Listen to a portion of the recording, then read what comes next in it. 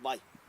Sì, i big match in questa Serie A2 si giocano sempre in questo modo, partite molto combattute fino all'ultimo momento e purtroppo oggi ci è mancata qualcosa davanti, sì, siamo arrivati veramente un po' stanchi sotto porta, palle sporche, è stato abbastanza difficile, poi come dico sempre la fortuna ti attende, a volte una palla sporca entra, a volte una palla sporca esce, purtroppo in questi scontri così difficili stiamo anche in mano alla fortuna un pochino.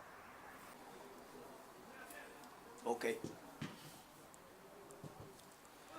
Sì, quest'anno ho iniziato la prelega con De Angelis, una grande squadra, stanno facendo benissimo in Serie A, purtroppo per problemi di orari e per problemi di presenze ho preferito di ritornare qui con la selezione romana perché è un gruppo al quale sono legatissimo e sono felicissimo anche di essere molto importanti in un campionato estremamente competitivo come è la Serie A2 e poi dopo spero magari di rincontrarli d'avversario De Angelis l'anno prossimo, magari in Serie A, sarei molto contento. Faccio l'in bocca al lupo comunque a Roberto e a tutti i ragazzi perché anche loro sono un gruppo fantastico e meritano quella categoria.